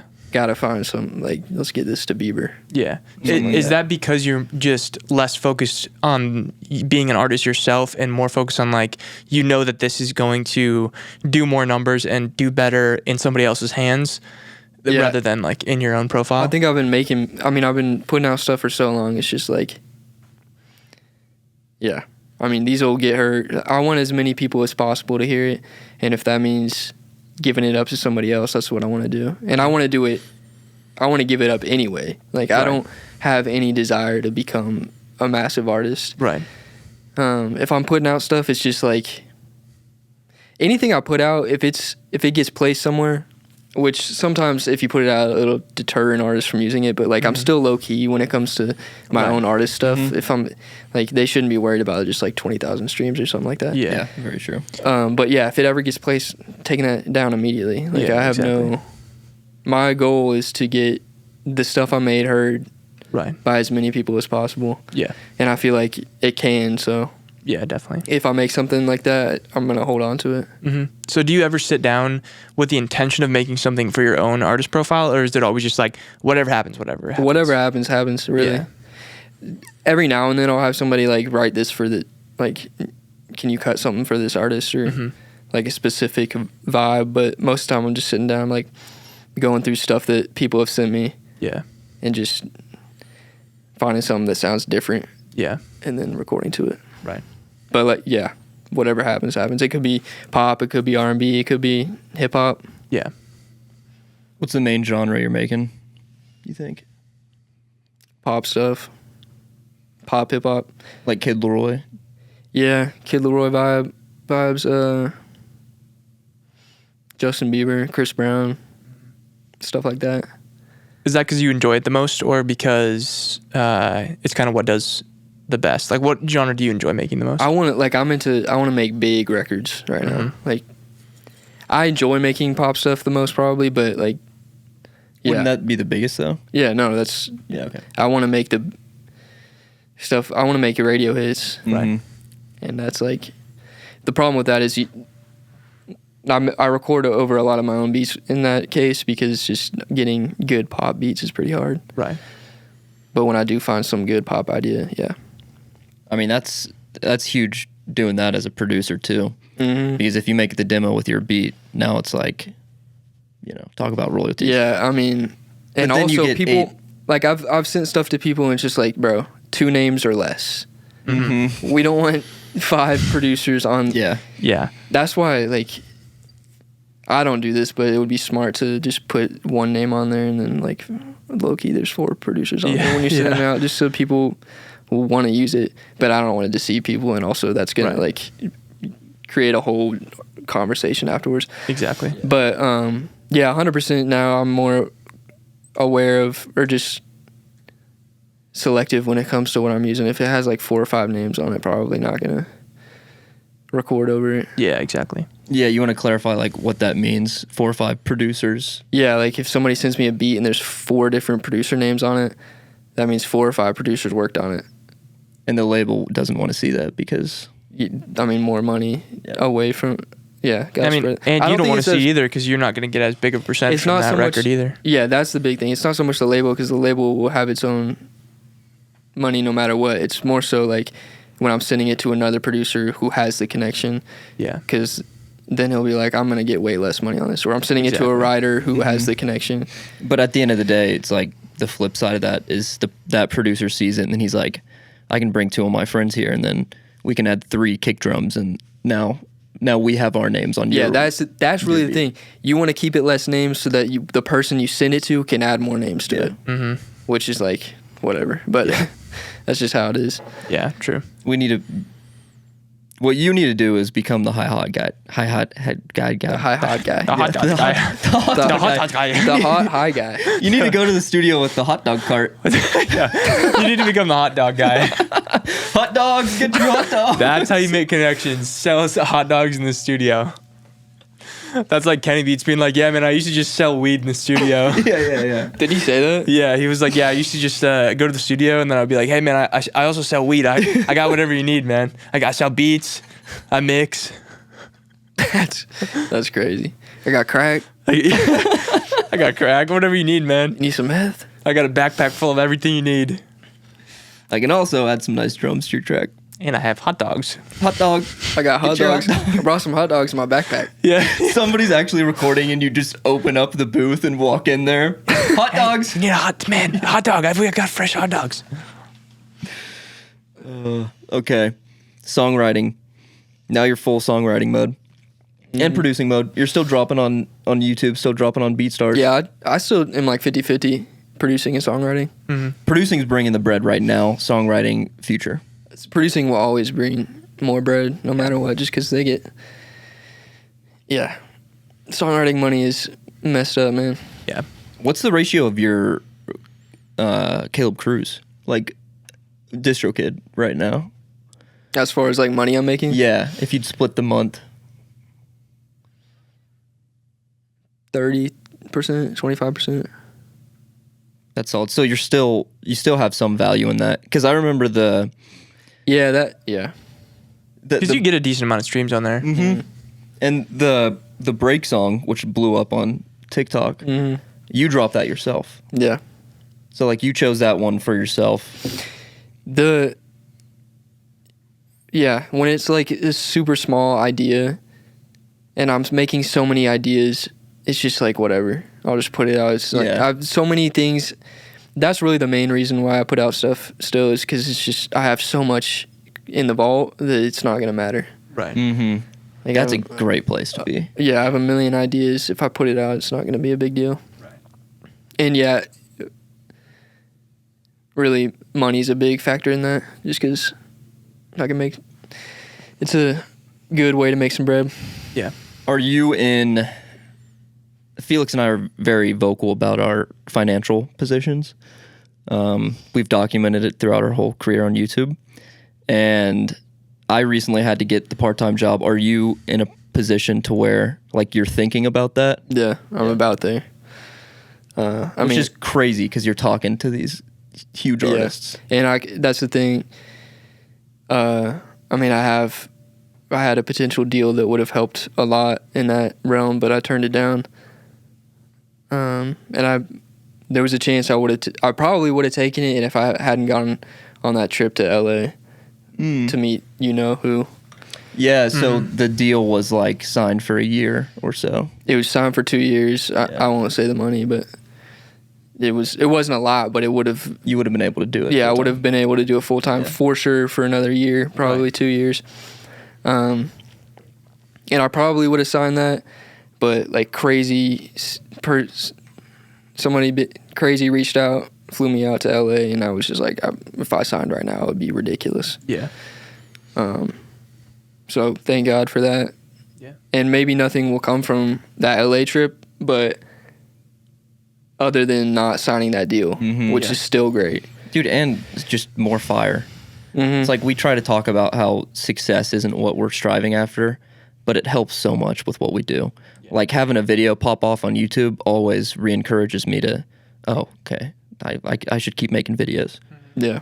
And it's funny how sometimes, like with that situation, the opening of one door is really the closing of another door, Yeah. Where like you need this opportunity to be off the table for you to know that that's not the path you need to go down, And it's funny how that stuff kind of works sometimes, Yeah, I think it was for the best. Yeah. Let's talk TikTok. What have been the phases of your TikTok account? I remember when you used to make like actual videos of you singing in Nashville. You used to also make like I make them now of like I work at a dealership and I'm making this kind of song. Yeah. You've tried it a lot of different realms. What's been like the progression? I think you've hit gold with what you have right now. Yeah, I think it's just making better music just in general. Yeah, I think the idea of like a really raw, stripped vocal sample, people just resonate with that, especially when it's like, because most of the ones that, or I guess one of them that blew up wasn't, but the one that's doing well right now is like a uplifting message. So that's pretty cool. But yeah, combined with the just simple lyric visual, I don't know what it is, to be honest. I think most of it's probably, at the ground of anything you do, it has to be really good. Like, you have to make good music. Yeah. But then once you get there, you got the rest of the 90% to go. But at the base of things, you got to start by like focusing on making really, really good music. But just know, once you get there, you're like 5% of the way. Right. You got to have the product, and then. But the thing is, if you have a great product, it becomes much easier to market that product because you are so much more passionate about it, and it's undeniably such a good product that the marketing becomes easy. It's like, exactly. you want to listen to this shit because it's fucking good. Exactly. 'Cause once you hit the algorithm, it's something worth hitting the algorithm. Yeah. To where it'll resonate with people. Yeah. But yeah, I mean, just weird algorithm situation started recommending my video, which I mean, it's only at like I got a couple of videos at 30K, but the amount of people that have reached out to me from it, labels, artists, producers, is ridiculous. Did you see anybody else on TikTok do that? Because I haven't really heard of songwriters like posting snippets like for the goal of getting connections. You know, 99% of the time it's just like posting content or posting songs that is yours because you want it to blow up. So like, when did you start posting demos just for like, this is a demo? Yeah, I mean, probably pretty recently. Yeah. Did you find any inspiration from anybody else? I mean, I'd seen people do the Brat font, but it was an artist, and it was just like a white background Brat font, which I did that for a while. Yeah, and I thought that was pretty cool, and I started doing that. But I mean, I changed up the font, and like I think the real thing, because I was doing that for a while with my demos, like fully mixed demos, and they weren't gaining traction. The real thing was like the reverbed vocals in the background, like strictly sample vibe, Right. Ideas. Those. Also the pitched. It's like It's pitched too. going back to middle school. Yeah, you know, that's it's true. like you're pitching the vocals up. I don't know what it is about that. Yeah, I'll speed it up, which pitches it. Yeah. Yeah, I didn't think about that. So you bring, you don't have to give all the gems away if you don't, but you make some demos that day. You maybe choose one to post on TikTok. You bring it into video editing, put the lyrics behind it, and it's like having the lyrics behind it is like important. You'd say? 100%. Yeah. Just if anything, to be something for people to like use, like look at. You know what I'm saying? Otherwise, it's just I think it just needs to be cool. There's no other way to describe it. It has to be cool and like be a cool aesthetic. Because some of the ones I make are just like not the coolest and they don't do that well. But I'm just like, not everyone can be super, super cool. Yeah.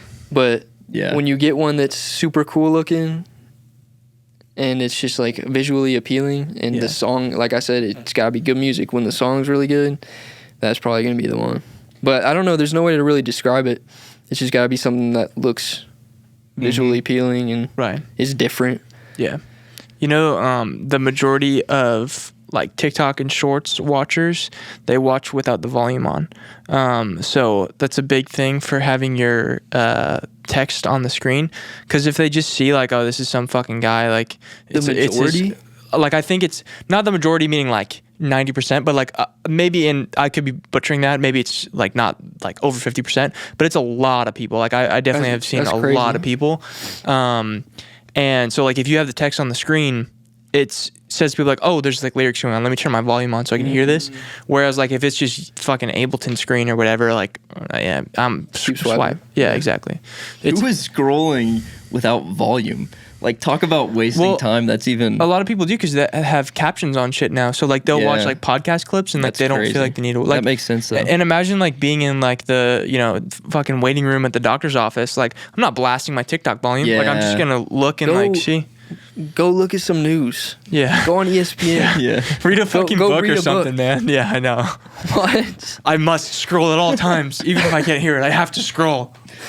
That is unbelievable. Some of the slodgers are probably thinking that you like film your face and put the text up, but what's the background? What's the video? I mean, I find cool edits wherever it may be. Sometimes it's music videos, and then I chop them up. Sometimes you do have parts. a few where you film yourself, though. Yeah, those don't usually. Well, I guess the one where I was at the piano did pretty well. Yeah. That one, yeah. That's what I'm saying. It's like, it doesn't matter. It's just got to be something that's cool. Yeah. Cool vibe. Yeah. Cool and repeatable. I think the lyrics thing is a key point, though. Yeah. Totally. Because I've seen other people, like I said, with the Brat font go viral. Yeah. I think that's a big part of it. Yeah, I think so, too. What would you tell an aspiring songwriter, maybe they have some good stuff. It's like,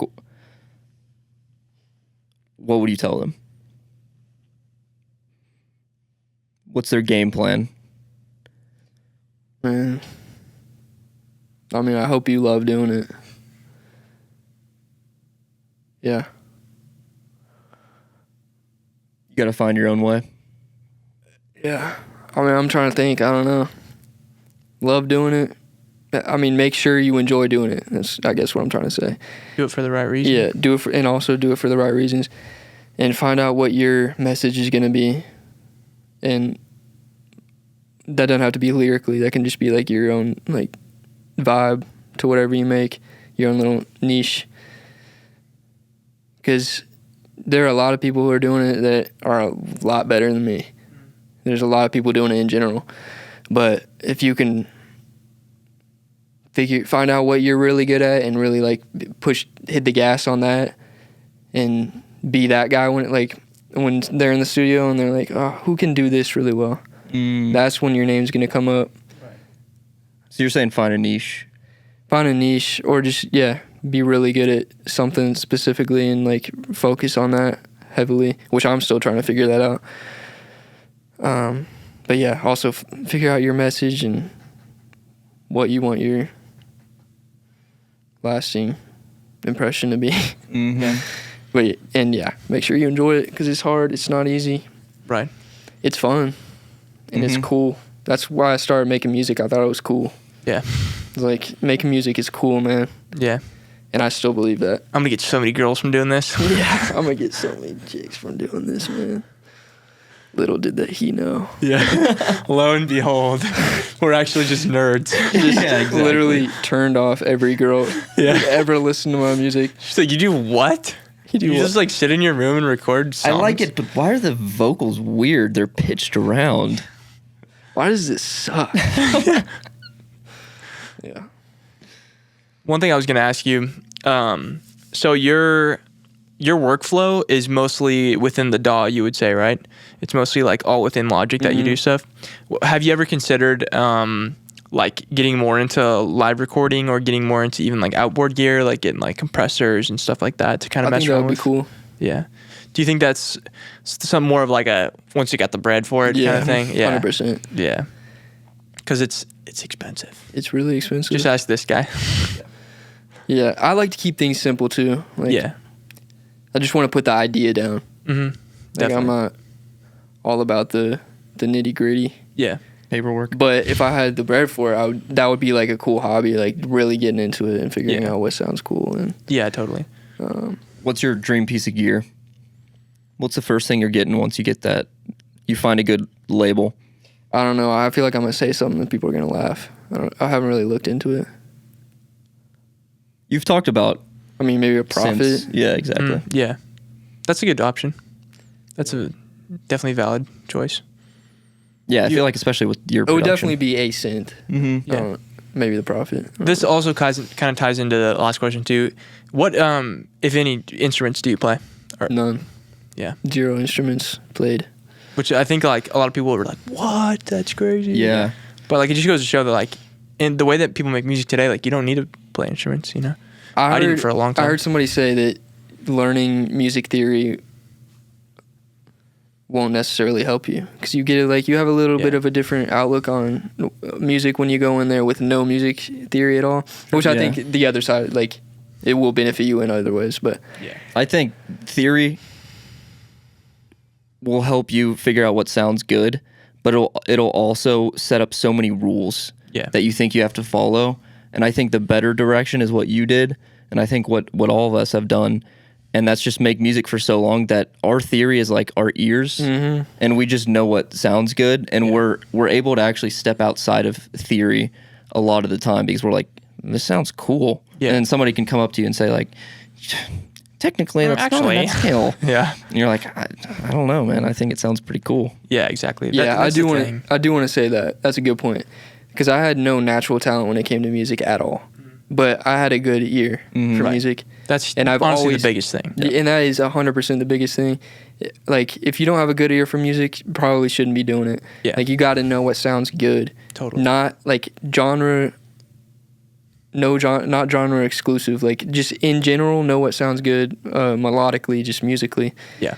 And that can take you a really, really, really, really long way. Yeah. Just in the music industry in general. Not even if you're a musician, like A&R. Totally. That's like Rick Rubin's whole thing. It's like he just knows what sounds good. Yeah. He doesn't do anything. That's honestly orange. one of the biggest questions that I've always gotten on my channel is like, how do I make melodies? Like, I'm so bad at making melodies. I can't come up with melodies that sound good, all that stuff. And it's like, for me, I never have an answer because I'm like, dude, I just kind of Yeah. like do it. Like, it's just in my head. You probably should stop. Got it. Yeah. Yeah, or Because- you haven't been making music long enough, man. That's Yeah. a good point. You have to just keep doing it until yeah, you kind you of have get to it. listen to music a lot. A ton. Yeah. You have to listen to music until you don't want to listen to music ever again. I'm at that point. Yeah. Like I don't want to listen when I'm in the car. I'm listening to the radio. Yeah. I'm not when I'm working out. A lot of times I'm listening to nothing Podcasts or something. or a podcast. Yeah. That's, Yeah, for But- us, it's guitar, having it on loop, playing a melody until we find what's right. Mhm. It's like for you, having it loop, and then you're just moving on the piano scale. It's like, Yeah. Yeah. oh, maybe I move it down one. Maybe I move this one up one. Yeah. Until you find I know what the you're looking idea for. of chords, like obviously. Yeah. Right. But I punch them in. Mm-hmm. Right. Yeah. Yeah, it's. I mean, it's the same thing.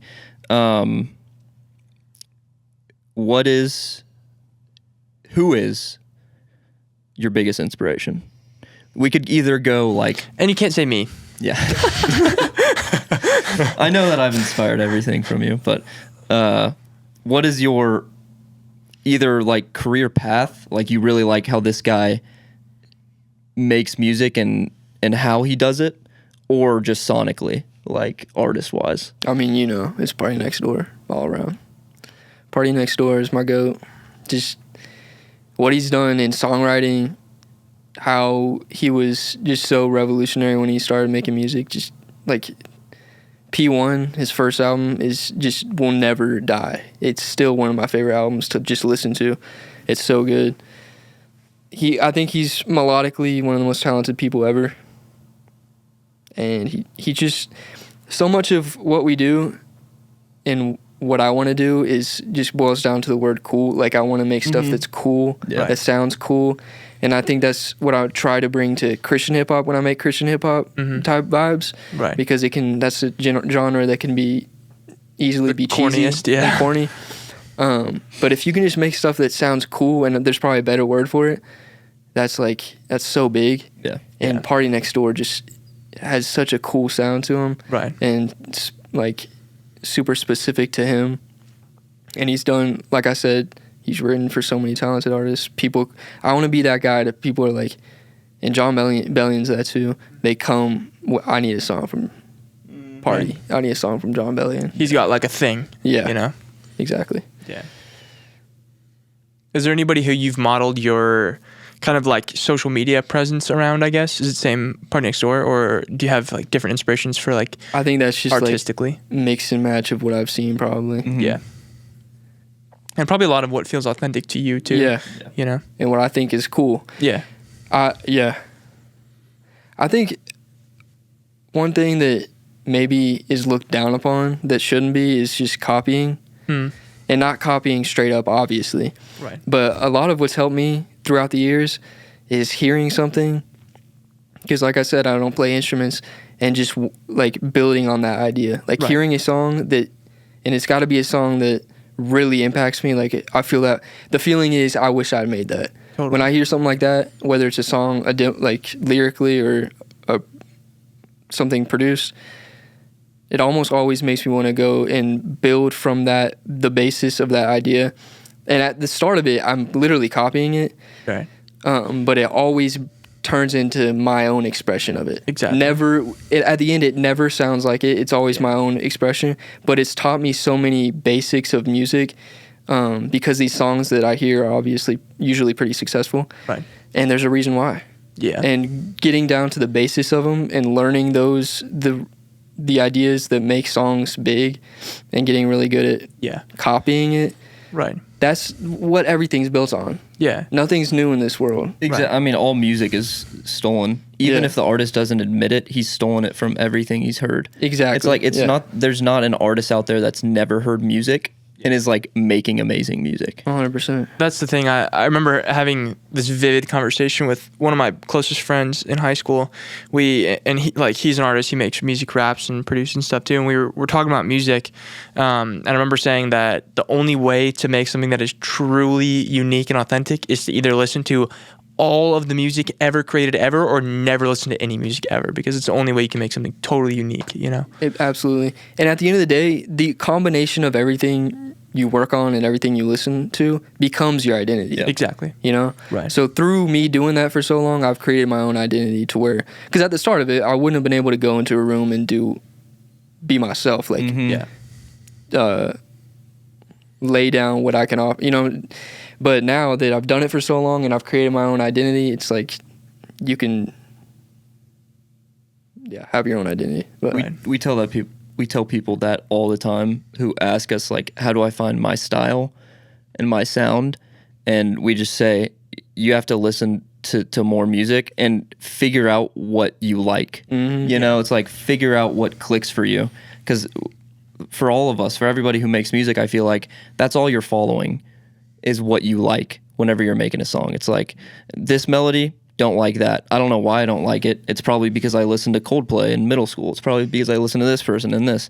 So yeah, just like listening to music, but trying to do it actively and figuring out specifically like who do you like, and then draw from those people. Steal like an artist, don't just steal. And I think you do that really well. I mean, everybody who's a good musician does that well. Yeah. Because that's the thing. If you have the expertise to be able to make music at a high level, you can try to make something copied exactly, but every time it's going to turn out totally different. Like literally every time we try to make a song, we're like, let's try to make this band type of vibe, and it's just something totally different. Every time it's just like, oh, this is Park Rangers. It's because it's transformative in the way where like you're inspired by this thing, but it's not the same thing, you know. And that's like what I do. Also pride myself a lot on. With like all the tutorials I make and everything, trying to copy a sound exactly, like for the sake of like, here is exactly how they got these drum sounds and these bass tones and stuff like that. Like I get real nerdy about that kind of shit, like the guitar tones and like the sounds and like what gear you use and that kind of thing. But like people try to recreate that and it doesn't sound the same, but it's a whole new thing, you know? And that's the cool part of it. You know, you can take inspiration, but it's never going to be exactly the same, especially with live recording too, because I can record, you know, somebody can have the exact same guitar as me, but it's not recorded in the same room. It's not recorded, you know, with the same brain that like comes up with the melodies the way that I do. Like everything's different. There's so many variables, you know? Yeah.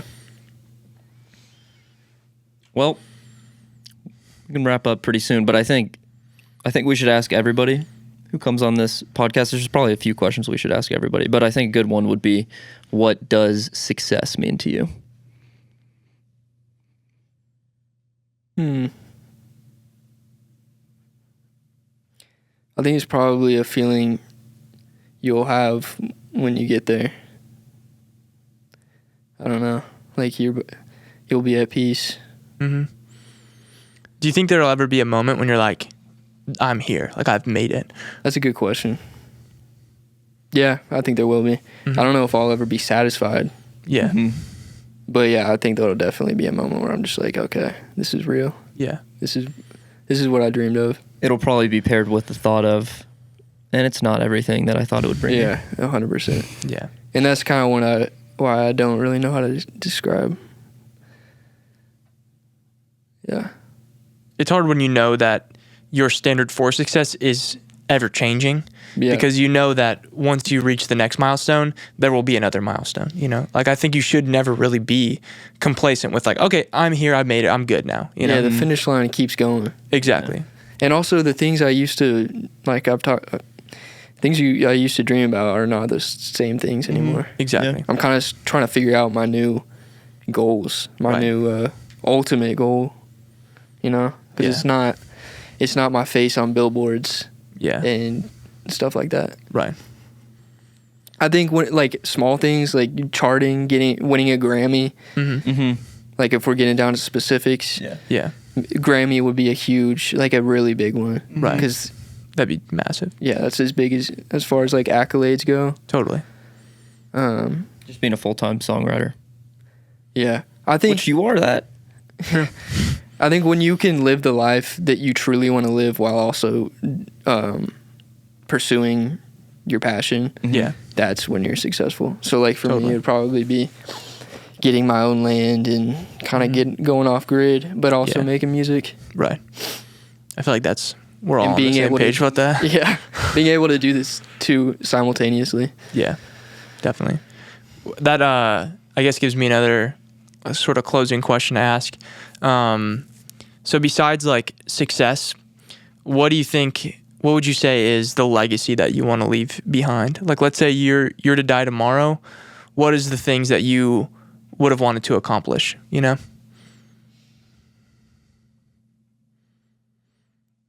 Spreading a good message. Yeah. Being a light in the industry because it's so dark. It's almost dark enough for me to be like I've had thoughts about, is this what God wants me to do? Is this what I'm meant to do? But you can use that to your advantage and really try to change people's lives who are in the industry and be, like I said, a light. Mm-hmm. Yeah. Being that guy that people want to work with because you're just a good person. Right. And you make massive hits Yeah. that, are positive.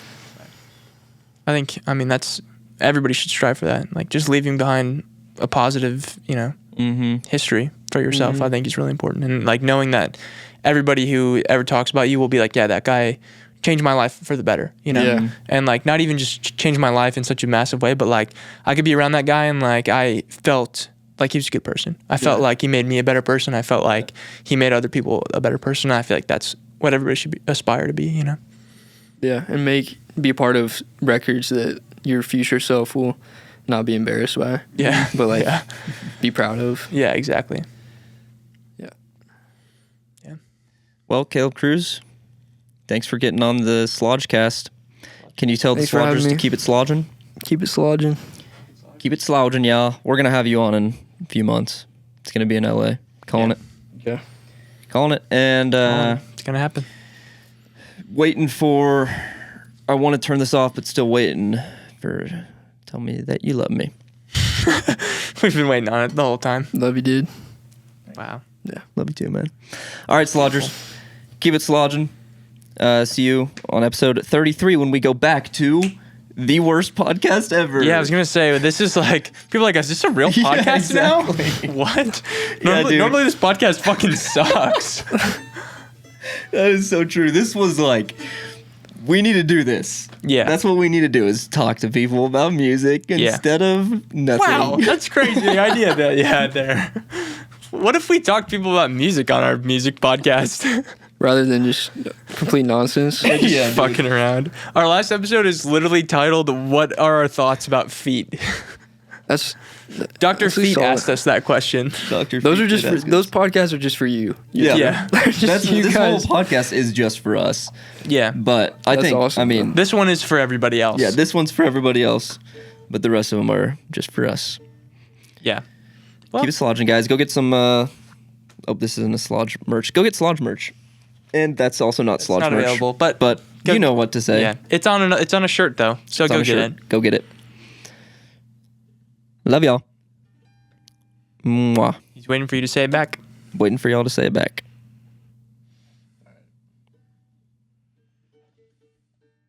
Our goal to have guests on is to make them just want to leave at the end. It's like They the have to Nardwar leave- thing. yeah. Where you're just like, Yeah. Keep slouching.